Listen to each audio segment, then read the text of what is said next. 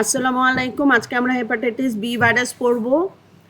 Hepatitis B virus একটা DNA virus. তাহলে আমি এখানে দাঁড়িয়েই পড়াচ্ছি তোমাদেরকে, তোমরা বুঝতে পারবে। DNA virus, a virus is called as hepadna virus, and there are few things to be discussed in today's session.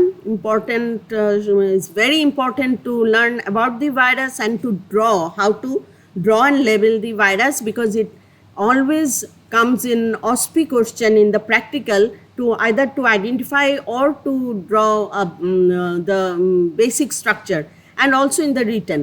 So then we have some peculiarity of this the virus. Then you have to know the reservoir, seromarkers, mode of transmission, and about the vaccine. So as we all know that we have 5 types of major hepatitis viruses. Among them, hepatitis B virus is DNA virus, and look on both the hepatitis B and hepatitis C virus is enveloped. From others, defective virus is hepatitis D virus, which is called Delta virus, and A, E are transmitted fecal-orally and they are naked virus or without envelope. So in the virus, hepatitis B virus, one thing is very important to note here. See, this is the envelope, this is the capsid, and this is the viral genome, and you can see that this genome is is an incomplete DNA virus, double-stranded incomplete DNA virus containing one shorter or incomplete RNA and one longer RNA that constitutes this double-stranded DNA virus, and which is incomplete. So this point has to be noted, and we should also know that the human is the only reservoir for this virus, and this is strictly hepatotropic. Other viruses also goes to the liver cells and multiply there, but this hepatitis virus strictly multiplies only in the liver cell or hepatocyte.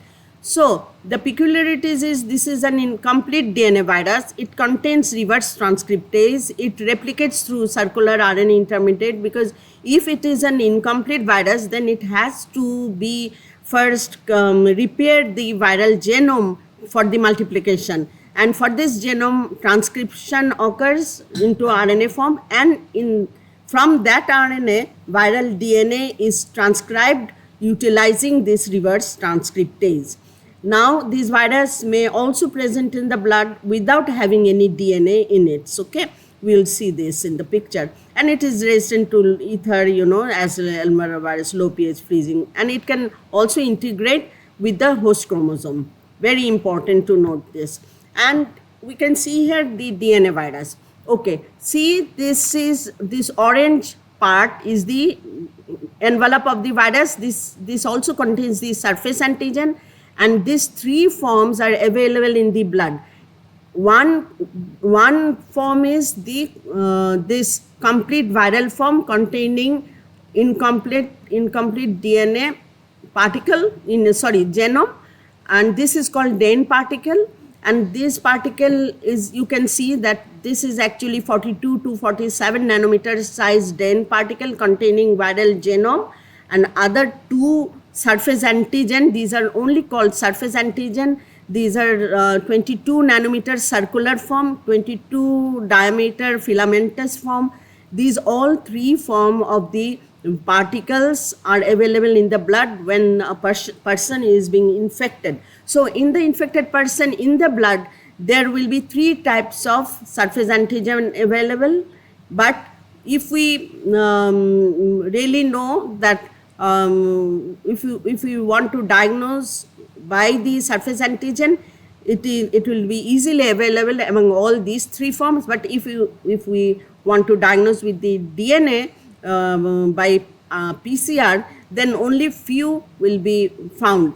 This is also important point to note. Okay, then now we can see the electron microscopy, and we can see here, this is the DAN particle, this is the 22 nanometer circular particle, 22 nanometer filamentous particle of hepatitis B surface antigen. All 3 forms are present here. Also, this surface antigen is also called Australian antigen, because it was firstly identified in an Australian aborigine. So this antigen is called Australian antigen. All right?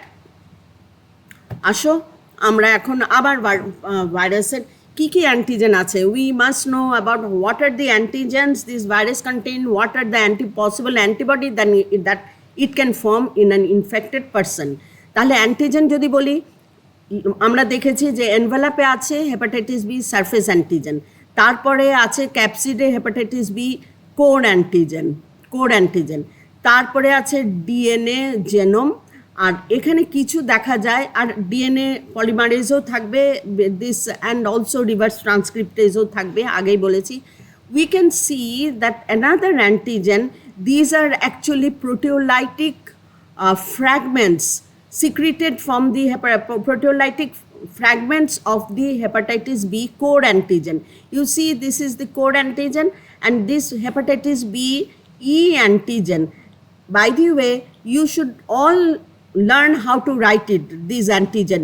Hepatitis B, how to write it with the uppercase and the smaller case. This is very important.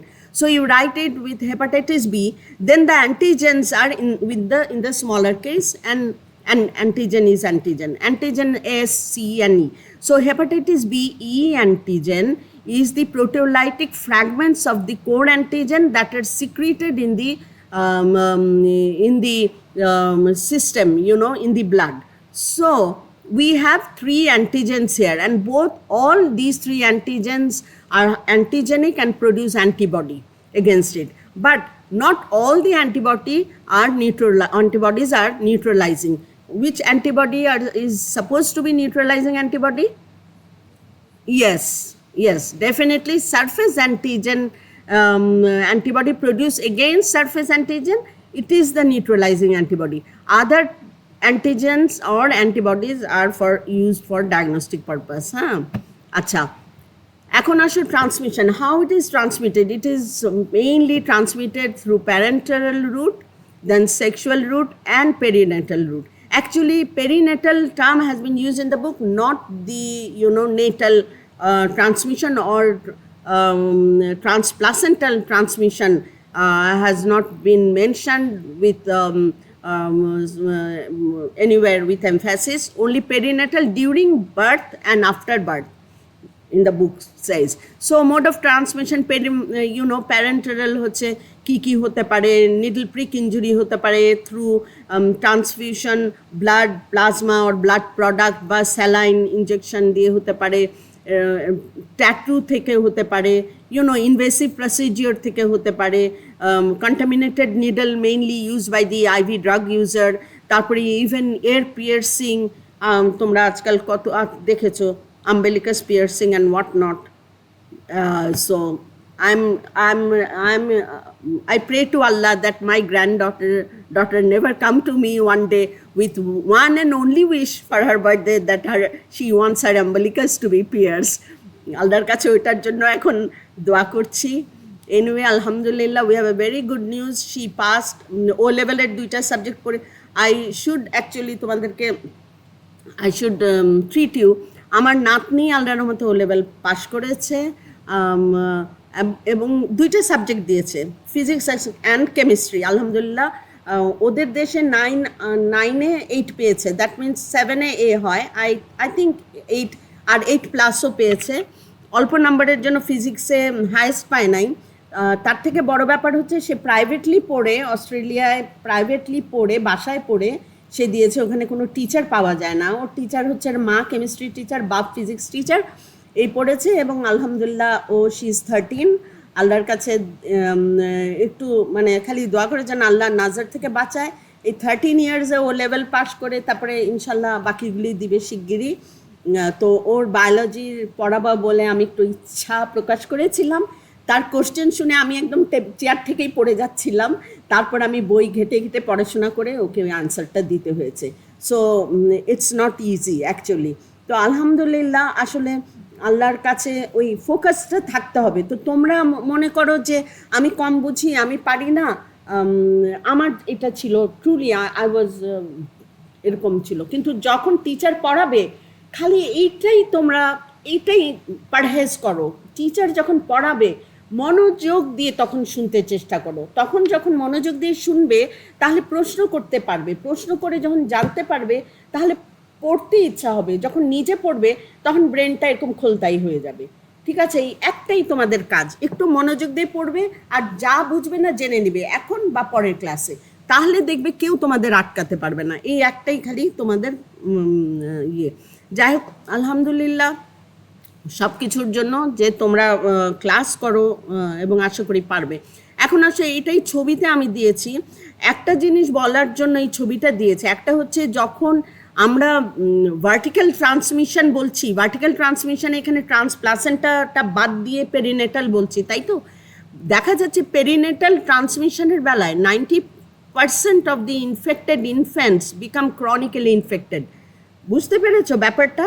যদি মা থেকে বাচ্চার যায়, সেই বাচ্চাগুলি usually 10% যায়। মনে করো 100 জন মা infected hepatitis B virus positive carrier, তারা বাচ্চা নিল, কনসিভ করলো, তাদের বাচ্চা হলো, তাদের মধ্যে 10%-এর হেপাটাইটিস, শুনো এই যে এখন একটু জোক শেয়ার না করে এখন একটু শুনো, তাদের মধ্যে কিন্তু 10%-এর হেপাটাইটিস বি ভাইরাস হওয়ার চান্স 10%। ওই 10%-এর মধ্যে 90%ই কিন্তু ক্রনিক হওয়ার চান্স। তো ক্রনিক আর অ্যাকিউট হেপাটাইটিসের মধ্যে বিশাল ফারাক, এটা মনে রাখবে। অ্যাকিউট হেপাটাইটিস হয় হেপাটাইটিস এর মতো ভালো হয়ে যায়, ই এর মতো ভালো হয়ে যায়, কমপ্লিট রেজলিউশন। বাট বি আর সি এর বেলায় chronic can leads to detrimental effect, এইটা। তাহলে এইটা হচ্ছে পেরিনেটালের বেলায় 90%। আর দেখো যখন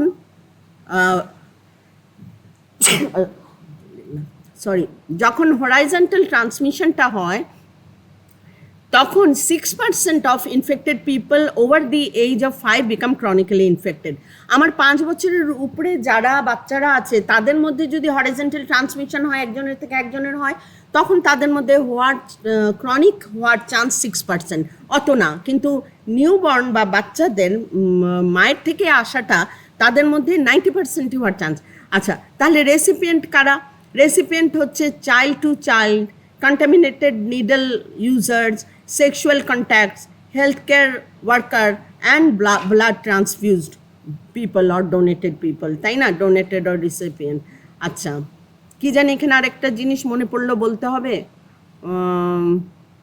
যা ভুলে গেছি। এনিওয়ে, যখন মনে পড়বে তখন বলবো। আচ্ছা, তাহলে এখন এখানে আমাদের মনে রাখতে হবে সোর্স। আমরা জানি যে ট্রান্সমিশন হচ্ছে সোর্স থেকে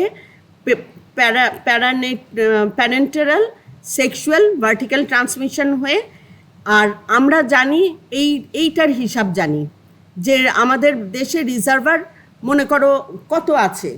মনে করো আমাদের দেশে একটা এস্টিমেট বলে 5 to 10% ক্যারিয়ার রেট কেউ করেছে। হ্যাঁ, আমিও একসময় আল্লাহর মতো ওইটাতে একটু কন্ট্রিবিউট করেছিলাম। কিন্তু তারপরে এখন এটার সাথে কারা যুক্ত হবে? ডে টু ডে লাইফে ক্যারিয়াররা যুক্ত হবে। ডে টু ডে লাইফে একসময় ক্যারিয়ার যারা একটা সময় ছিল একটা লেভেলে, আমরা একটা যদি হরাইজন্টাল একটা প্রোগ্রেসিভ স্টাডি করি, আমরা 3 বছর ধরে, হরাইজন্টাল না তো এটা প্রোগ্রেসিভ বলে, 3 বছর ধরে আমরা দেখলাম যে এই এজের মানুষদের গ্রুপে এত পার্সেন্ট পজিটিভ, এই এজের গ্রুপের মধ্যে এত পার্সেন্ট। তো আমরা বলতে পারি যে অ্যাভারেজ এত পার্সেন্ট রোগী আমাদের দেশে chronically infected with hepatitis B, say 5 to 10%। নিউবর্নদের কথা বাদ দিলাম, ভার্টিক্যালটা বাদ দিলাম। এখন এইটার সাথে নতুন যে ডে টু ডে লাইফে এই সোর্স থেকে ইনফেক্টেড হচ্ছে না, তুমি বলো সেক্সুয়ালি ট্রান্সমিটেড হচ্ছে, আইভি ড্রাগ ইউজার্সরা তো আছেই। হ্যাঁ, এইখানে ওই পয়েন্টটা বলতে চাচ্ছিলাম। তোমরা দেখেছো কি না জানি না, আমরা দেখেছি যখন আমি সলিমুল্লাহ মেডিকেল কলেজের প্রফেসর ছিলাম, ওখান থেকে যখন আসতাম একটা ডাম্পিং এরিয়া ছিল, অনেক সময় ওইটা পার হয়ে আসতাম, ওইখানে ড্রাগ ইউজার্সরা বসে খুঁজতো কি পায়, খুঁজতো, মনে হয় ইনজেকশন খুঁজতো। আর ছোট ছোট টোকাই লাড়ু যাদেরকে বলে টোকাই, বাচ্চারা খুঁজতো, কি খুঁজতো? যদি একটু চকলেট পায়, এক টুকরা রুটি পায়, একটা, এবং তারা কিন্তু অনেক জিনিস হ্যান্ডেল করে, একটা সিরিঞ্জ পেয়ে খেলনা মনে করে ওইটাকে করতে পারে। এর জন্য এইভাবে তারা কিন্তু ইনফেক্টেড হতে পারে। This is very common. অনেক সময় আমরা কিন্তু এই যে মিডিয়াগুলি এগুলি কিন্তু স্টেরিলাইজ ডিকন্টামিনেট করে মানে আবার অটোক্লেভে দিয়ে তারপরে আমাদের ডিসপোজ অফ করতে হয়। নাহলে কি হবে, এই যে এখানে ওরা ভাববে এগুলো জেলি জ্যাম কিছু একটা ভাববে, ভেবে ওরা এটা খেতেও পারে, হু নোজ। তোমরা এখন বোধহয় এটা দেখো না, আল্লাহর রহমতে আমি এটা আরও কত বছর আগে বলছি, 2006-7 সালের কথা, প্রায় 20 বছর আগের কথা বলছি। তখন এই জিনিসটা ছিল এবং ওই লেভেলে বেশ আমি হাই পেয়েছিলাম, 25% পেয়েছিলাম।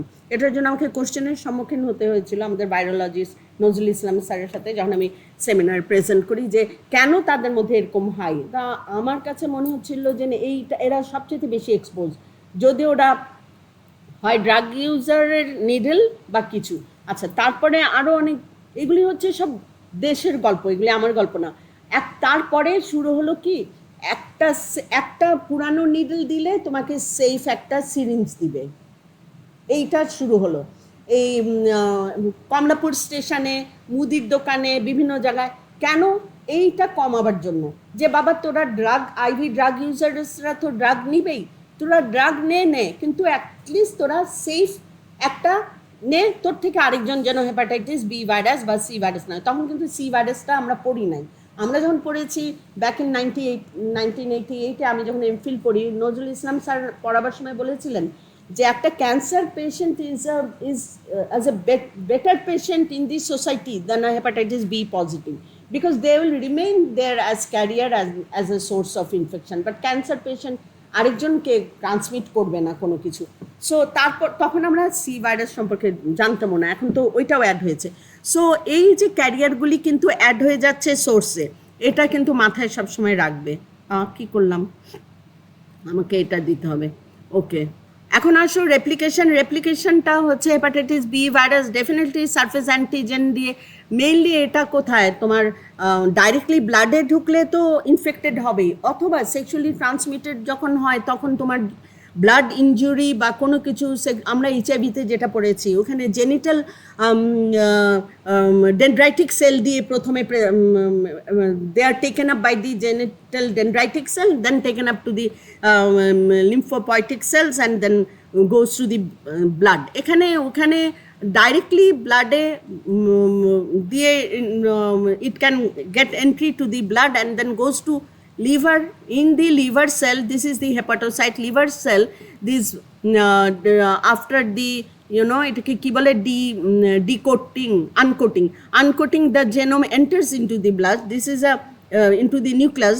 Since this is a DNA virus, the genome enters into the nucleus, then there are progenome RNA will be formed and repair of the genome occurs. Then this RNA will be again transcribed into DNA genome with the DNA virus with the reverse transcriptase enzyme, and then the assembly and release of the virus occurs. So this is what happens in the এতটুকুন বুঝলেই হবে যে এখানে reverse ট্রান্সক্রিপ্টেজটা কেন কাজে লাগে। Actually RT enzyme আমরা শুধু রেট্রোভাইরাসে দেখেছি, আর আমরা হেপাটাইটিস বি ভাইরাসে। এখন এই জিনিসটা বুঝতে হলে যদি তোমরা একটু একটা 30 সেকেন্ড একটু ব্রেক নাও, যে ইমিউনোলজিটা যদি মাথায় আনো, একটু রিক্যাপ। ইমিউনোলজি কিভাবে আমাদের লিভার সেলটা ড্যামেজ হয়, লিভার সেল ড্যামেজ হচ্ছে কিভাবে। অ্যাকচুয়ালি আমরা যদি দেখি, প্রথমে আমাদের এই লিভার সেলের মধ্যে আসবে কি ভাইরাল অ্যান্টিজেন। আমরা কয় রকমের অ্যান্টিজেন দেখেছি ওখানে, hepatitis B surface antigen, core antigen, E antigen, 3 রকমের অ্যান্টিজেন আছে। এবং আমরা এটাও বলেছি 3 রকমের অ্যান্টিজেনের এগেনস্টেই ইমিউন রেসপন্স হবে, অ্যান্টিবডি হবে। এখন এই অ্যান্টিবডির মধ্যে শুধু সারফেস অ্যান্টিজেনের অ্যান্টিবডিটা নিউট্রালাইজিং অ্যান্টিবডি হবে, রাইট? এখন আসো আমার হেপাটাইটিস কেন হচ্ছে, ভাইরাসটা লিভার ইনজুরি কেন হচ্ছে। 1 নম্বর হচ্ছে যে ভাইরাল অ্যান্টিজেনটা MHC1 দিয়ে যখন এক্সপ্রেস করবে তখন সাইটোটক্সিক টি সেল তাকে রিকগনাইজ করে কিল করবে। হ্যাঁ, কাকে কিল করবে? হেপাটোসাইটটা কে ডেড কিল করবে, তাই তো? তাহলে লিভার ইনজুরি হচ্ছে। তারপরে এই অ্যান্টিজেনটা যখন MHC2 মলিকিউল দিয়ে অ্যান্টিজেনটা এক্সপ্রেস করবে, তখন টি হেল্পার 1 সাবসেটটা অ্যাক্টিভেটেড হবে। টি হেল্পার ওয়ান সাবসেটটা তাকে রিকগনাইজ করবে, শুধু TH2 না তো, cytotoxic T sell, TH2 and TH1। TH1 দিয়ে যখন ওকে চিনবে, এটা কি বুঝতে পারছো? বোর্ডে দেখো, TH1 সাবসেট তাকে যখন চিনবে তখন সে অ্যাক্টিভেটেড হলে সে গামা ইন্টারফেরন রিলিজ করবে। আমরা জানি তো গামা ইন্টারফেরন আর কি রিলিজ করে, আর IL-2 করে। IL-2 তো আমরা সাইটোটক্সিক টি সেলকে অ্যাক্টিভেট করবে, আর গামা ইন্টারফেরনটা কি করবে, আরও বেশি অ্যান্টিজেন প্রেজেন্টেশনে হেল্প করবে by activating macrophage, because it acts on macrophage. So macrophage আরও বেশি অ্যাক্টিভেট হয়ে যাবে, বেশি অ্যান্টিজেন এক্সপ্রেশন করবে, বেশি ফ্যাগোসাইটোসিস হবে, বেশি ভাইরাল ইনজেস্টেড হবে, বেশি লিভার সেল ড্যামেজ হতে পারে। তারপরে দেখো, যদি কোনো অ্যান্টিজেন এক্সপ্রেস নাও করে লিভার সেলে, MHC মলিকুল, সরি অ্যান্টিজেন থাকবে কিন্তু MHC মলিকুল এক্সপ্রেস নাও করে, তাও এই যে আমরা এখানে তার আগে এটা দেখে নিই, হ্যাঁ, আমার লোয়ার রাইট সাইডে দেখছি যে অ্যান্টিজেন আবার MHC2 মলিকুল দিয়ে টি হেল্পার 2 সাবসেটকে যখন অ্যাক্টিভেট করবে, তখন AMI হবে, অ্যান্টিবডি মেডিয়েটেড ইমিউনিটি হয়ে অ্যান্টিবডি হবে, এই surface antigen, core antigen, antigen, তিনোটার এগেনস্টেই অ্যান্টিবডি হবে। তো তিনোটার এগেনস্টেই যে অ্যান্টিবডি হবে, এই অ্যান্টিবডিটা আবার, এই অ্যান্টিবডি তো শুধু নিউট্রালাইজিং অ্যান্টিবডি হিসাবে অথবা ডায়াগনস্টিক অ্যান্টিবডি হিসাবে কাজ করবে তা না, এই অ্যান্টিবডিটা আবার এই অ্যান্টিবডির মাধ্যমে আমাদের লিভার টিস্যু ইনজুরি হতে পারে। কিভাবে? এই অ্যান্টিবডি যখন অ্যান্টিজেনকে কোট করবে তখন ADCC হবে। যখন আমার কোনো MHC মলিকুল থাকবে না, তখন কোন সেল কাজ করে? তখন NK সেল কাজ করে, বিকজ NK সেল তখন তাকে অ্যান্টিবডি কোট করলে তখন NK সেল দিয়ে killing of the host cell হবে। তো কতভাবে killing of the host cell হতে পারে আমাদের বডিতে, ঠিক আছে? তাহলে কি হচ্ছে? লিভার সেল ইনজুরি হচ্ছে। লিভার সেল ইনজুরি হলে তাহলে আমাদের ওইটা আমাদের এক্সপ্রেস হচ্ছে as jaundice and all, hepatitis. এখন আসো হেপাটাইটিস বি ভাইরাসের কী কী জিনিস তোমরা প্রবাবলি এটাও জানো না, যে which is important and which is not in your life. চিনতে শিখো উইচ ইজ ইম্পর্ট্যান্ট, এবং because you may end up in choosing the wrong person in your life. ভালো মন্দ, কোয়ালিটি টাইম, প্রেফারেন্সেস, প্রায়োরিটি দিতে শিখো। Priorities is so important in life. এখন তোমার priority হচ্ছে to understand what I am saying and to ask questions what you are not getting it, if you are not in the same page with me. তারপরে hepatitis বিতে দেখো, incubation period আমরা 60 to 90 ডেজটা মনে রাখা সহজ, কিন্তু রেঞ্জটা আরও বড়, 45 to 180, যে কোনো একটা মনে রাখো, হ্যাঁ, যেটা মনে থাকা সহজ। আচ্ছা, ক্লিনিক্যাল ইলনেস আমরা দেখবো, আমি এখানে একটু তাড়াতাড়ি যাবো, এগুলো ইম্পর্টেন্ট না, জাস্ট তোমাদের জ্ঞানের জন্য, যে যত বয়স কম হবে, যত 5 বছরের নিচে তত ইমিউন রেসপন্স কম হবে, বিকজ তার ইমিউনিটি কম থাকে। যত ইমিউন রেসপন্স কম হবে তত ক্লিনিক্যাল প্রেজেন্টেশন কম হবে। এটুকুন বুঝেছো? আগে তো বুঝালাম, কি বললাম? ইমিউন রেসপন্স কম যত হবে তত এক্সপ্রেশন অফ দ্য ভাইরাল হেপাটাইটিসটা কম হবে, বিকজ টিস্যু ইঞ্জুরি কম হবে, লিভার ইঞ্জুরি কম হবে, কি না? কম হবে না?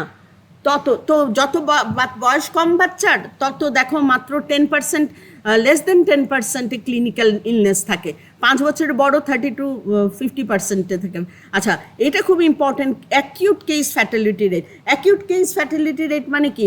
ফালমিনেটিং হেপাটিক ফেলিয়ার হয়ে যায় যখন অ্যাকিউট কেস থাকে। জাস্ট একটা কেসকে আমি তোমাদের বলি, আমি একটা গল্প শুনেছি আমার বসের থেকে। উনার আপন ভাই খাওয়ায় রুচি ছিল না, একটু ফিভারিশ, একটু অরুচি, একটু কেমন যেন লাগে। তো উনি বললো, আমার ভাইয়ের বউটা বললো, আপা ও তো ঠিক মতো খেতে চায় না, ওর রুচি কমে গেছে। ও কিন্তু খুব খানে দানা খাওয়া পিনা করা মানুষ। তো বললো, আমি ওকে দাওয়াত দিলাম, ওর খুব পছন্দ গরু গোশ ভুনা করে রান্নাম, ও জান ভরে খুব মজা করে গরু গোশ ভুনা খেলো। তার আগে তার 1 সপ্তাহ ধরে লস অফ অ্যাপিটাইট, কেউ খেয়াল করেনি। বিইং এ ডক্টর, উনি কিন্তু আমাদের ভাইরোলজির প্রফেসর ছিলেন, আইডিসির বস ছিলেন। খাওয়ার পরে 1 দিন কি 2 দিন, একদিনের কনস্টিপেশন, সেকেন্ড ডেতে উনি মানে আনকনশিয়াস না, সরি, হিক্কাফ হচ্ছে, কনস্ট্যান্টলি হিক্কাফ হচ্ছে, ওনাকে ভর্তি করলো। তখন ওইখানে তেজগাঁতে ছিল একটা হসপিটাল, এখন ওইটা না, তেজগাঁতে একটা হসপিটাল ছিল, ওইখানে ভর্তি করলো, এখন ওইটা নাই মনে হয়। ওখানে ভর্তি করলো, ওইখানে এক ইন্টার্নি ডক্টর না তো মেডিকেল অফিসার এক ডক্টর, সে সারা রাত হিক্কাপ হচ্ছে দেখে না বুঝে না সিনিয়র কারোর সাথে আলাপ না করে তাকে সিডেটিভ দিয়ে দিল। এই সিডেটিভ দেওয়ার পরে বেচারা হয়ে গেল unconscious and he never regain, he went into acute hepatic failure and died. He was HBS, hepatitis B positive. তার মানে হেপাটাইটিস বি পজিটিভ হলে যখন হয় না, অ্যাকচুয়ালি হিক্কাপে যখন তখন এটা সিমটম রিলিভ করার জন্য sedative should not be at all used without thinking for a second time, you know. তো ওইটা দেওয়াতে হি লস দ্য, মানে আল্লাহর হুকুম ছিল। কিন্তু মানে এই স্টোরিটা একটা বিরাট বড় শিক্ষার, যে এটা থেকে তোমরা বুঝতে পারো যে ইম্পর্টেন্স কী কী জিনিস একটা হেপাটাইটিস রোগীর নিষেধ, কী কী জিনিস নিষেধ। তোমরা কি মেডিসিনে পড়েছো এখনও হেপাটাইটিস? হ্যাঁ, কোনো সিডেটিভ দেওয়া যাবে না, কনস্টিপেশন হওয়া যাবে না, কোনো প্রোটিন খাবার রিচ ফুড দেওয়া যাবে না, রিচ প্রোটিন দেওয়া যাবে না, ইজি ডাইজেস্টেবল ফুড দিতে হবে, রেস্টে রাখতে হবে, কোনো এক্সারসাইজ, কোনো মেন্টাল অ্যান্ড ফিজিক্যাল এক্সারসাইজ কিছু দেওয়া যাবে না, যেন লিভারটা টোটালি রেস্টে থাকে। লিভার কাজ করলেই লিভার সেল ইনজুরি হবে, লিভার সেল ইনজুরি হলেই you know sometimes it does not replicate, মানে ইউনো ওইটা রিজেনারেশন হয় না। So you have to give the rest.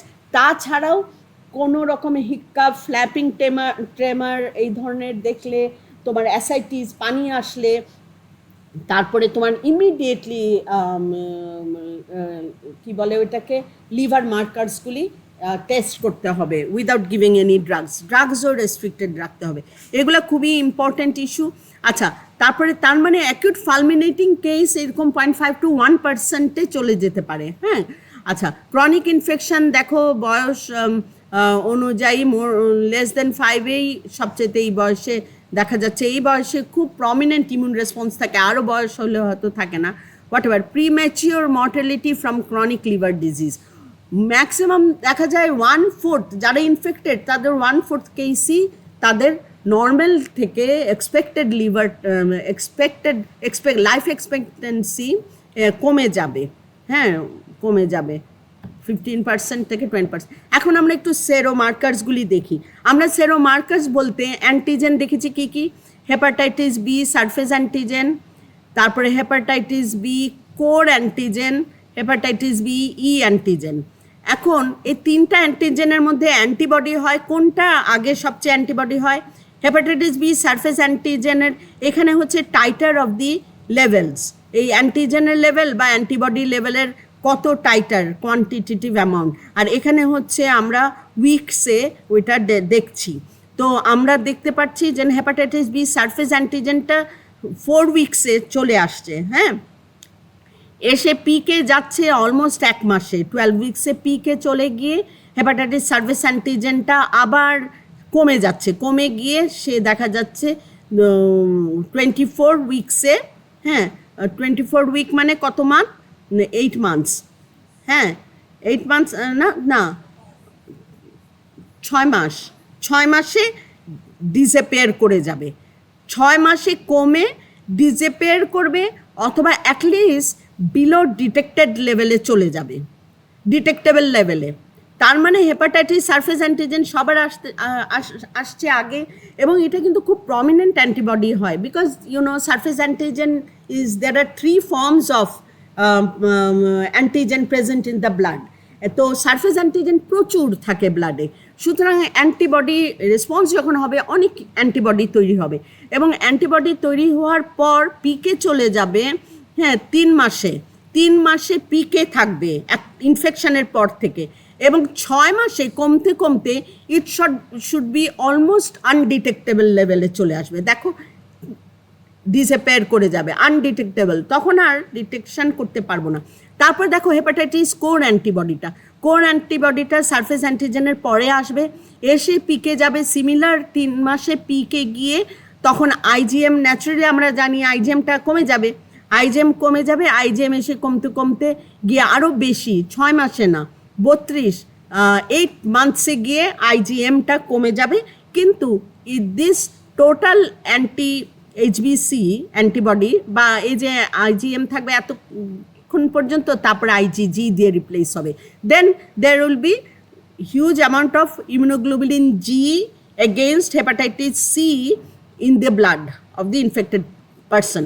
তারপরে দেখো, এখন আসো এইখানে প্রথমে কি বলেছি, এটা ছিল কি ছিল, অ্যান্টিজেনের কথা বলেছি, হেপাটাইটিস বি সারফেস অ্যান্টিজেন। আর এখানে এটা কি বলেছি, এটা কোর অ্যান্টিজেন বলি নাই, কোর অ্যান্টিবডি বলছি। কেন কোর অ্যান্টিবডি বলছি, কারণ কোর অ্যান্টিজেন শুধু লিভার সেলে পাওয়া যাবে, যেহেতু এটা কোরে থাকে, এটা কিন্তু ব্লাডে পাওয়া যাবে না। তাহলে ব্লাডে আমরা কোর অ্যান্টিজেন কিন্তু কখনো দেখতে পাবো না। তাহলে ব্লাডে যদি সেরোমার্কার বলি, ব্লাডে সেরোমার্কার হিসেবে দুইটা অ্যান্টিজেনই পাবো, একটা সারফেস অ্যান্টিজেন, একটা ই অ্যান্টিজেন। কিন্তু কোর অ্যান্টিজেন আমরা ব্লাডে পাবো না। কিন্তু আমরা ব্লাডে দেখতে পাচ্ছি কোর অ্যান্টিবডি, সারফেস অ্যান্টিজেন যখন পজিটিভ হবে তারপরেই কোর অ্যান্টিবডিটা হবে। হ্যাঁ, সারফেস অ্যান্টিবডি হচ্ছে না, কি হচ্ছে, কোর অ্যান্টিবডি। তাহলে প্রথমে আমরা যেই অ্যান্টিবডি পাবো সেটা হবে কোর অ্যান্টিবডি, আর প্রথমে যেই অ্যান্টিজেনটা পাবো সেটা হবে সারফেস অ্যান্টিজেন। সারফেস অ্যান্টিজেন দিয়ে এর জন্য আমাদের দেশে বা সব দেশে স্ক্রিনিং টেস্ট করা হয়, কারণ এটা সবার আগে আসে, সবচেয়ে বেশি পাওয়া যায়। Screening test is done using surface antigen. আর কোর অ্যান্টিবডিটা যেহেতু আসে, ব্লাডে পাওয়া যায়, কিন্তু এটা স্ক্রিনিং টেস্ট নাই, এটা পেতে হলে আমাদের এলাইজা টেস্ট করতে হবে। হ্যাঁ, কোর অ্যান্টিবডি, তো কোর অ্যান্টিবডিটা স্ক্রিনিং টেস্ট হিসাবে করা যায় না। তো এই কোর অ্যান্টিবডিও আমরা দেখতে পাচ্ছি আইজিএম থাকবে, কিন্তু আইজিএম কিন্তু একসময় ফল করবে 32 উইকসে, অ্যান্ড দেন কোর অ্যান্টিবডি আইজিজিটা কন্টিনিউ করবে, and it see and it continues, and it continues life long থাকতে পারে। ওকে, ঠিক মনে থাকলো? তাহলে এটা কি ছিল, কোর অ্যান্টিবডি ছিল। এখন আসো hepatitis B E antigen. You see hepatitis B আমরা ইনশাল্লাহ আরেকটা ক্লাস নিব।